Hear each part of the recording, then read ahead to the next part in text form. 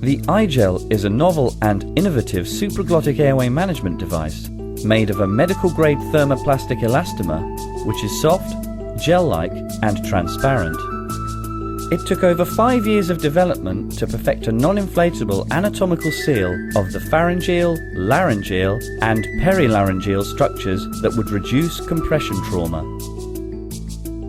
A supraglottic airway without an inflatable cuff has several potential advantages, including easier insertion, minimal risk of tissue compression, and stability after insertion.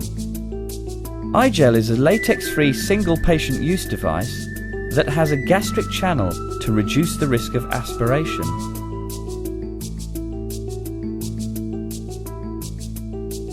Key components and their function. The soft, non-inflatable gel-like cuff matches the shape and softness of the laryngeal and perilaryngeal framework. It helps to provide easy and rapid insertion and reduces the potential for post-operative trauma. An integral gastric channel is provided to reduce the risk of aspiration and allow for passing of a nasogastric tube. The buccal cavity stabilizer eliminates the potential for rotation and aids insertion. An epiglottic rest helps to prevent the epiglottis from downfolding or obstructing the distal opening of the airway. The 15mm connector extends inside the airway tube far enough to provide an integral bite block. Pre-insertion preparation. iGel is supplied in a sterile pouch enclosed in either a protective cradle or a cage pack. This innovative packaging is color-coded for size and designed to ensure the device is maintained in the correct flexion prior to use. It also acts as a base for lubrication. Select the appropriate size iGel according to patient weight. When selecting size, it should be remembered that the iGel cuff does look smaller than the corresponding size of many traditional supraglottic airways with an inflatable cuff. Ensuring that you conform to local policy for hygiene, open the iGel package and on a flat surface take out the protective cradle or cage pack containing the device.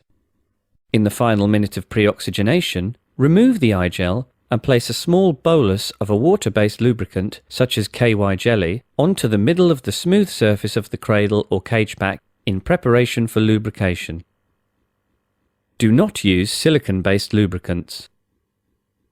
Grasp the iGel with the opposite free hand along the integral bite block and lubricate the back, sides and front of the cuff with a thin layer of lubricant. This process may be repeated if lubrication is not adequate. After lubrication has been completed, check that no bolus of lubricant remains in the bowl of the cuff or elsewhere on the device. Avoid touching the cuff of the device with your hands. Place the iGel back into the protective cradle or cage pack in preparation for insertion. Do not place the device onto the pillow or chest of the patient.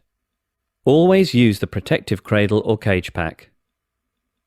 Do not use unsterile gauze to help in lubricating the device. Do not apply lubricant too long before insertion. And always ensure dentures or plates are removed from the mouth before attempting insertion. The iGel must always be separated from the protective cradle or cage pack prior to use. These are not introducers and must never be inserted into the patient's mouth. Insertion technique. A proficient user can achieve insertion in less than 5 seconds. Remove the iGel from the protective cradle or cage pack.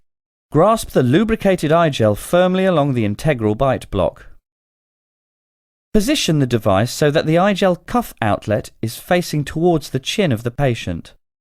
The patient should be in the sniffing the morning air position, with head extended and neck flexed. The chin should be gently pressed down before proceeding to insert. Introduce the leading soft tip into the mouth of the patient in a direction towards the hard palate. Glide the device downwards and backwards along the hard palate with a continuous but gentle push until a definitive resistance is felt. Do not apply excessive force on the device during insertion.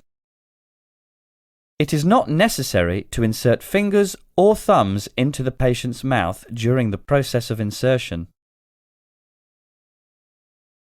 If there is early resistance during insertion, a jaw thrust or insertion with deep rotation is recommended.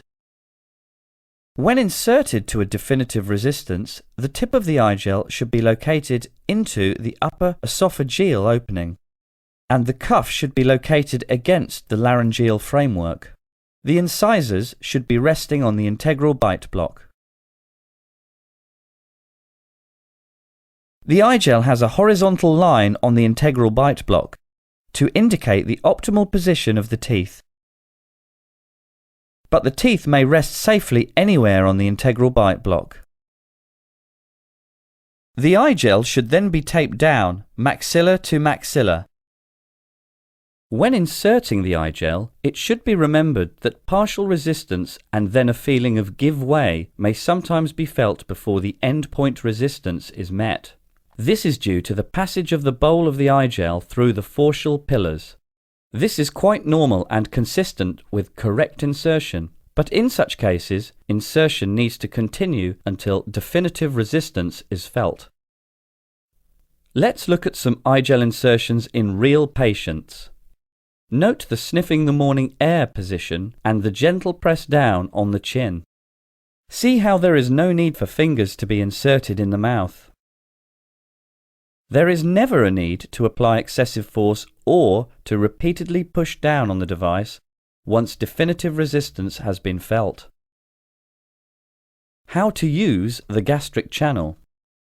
If required, a nasogastric tube can be inserted down the gastric channel of the eye gel.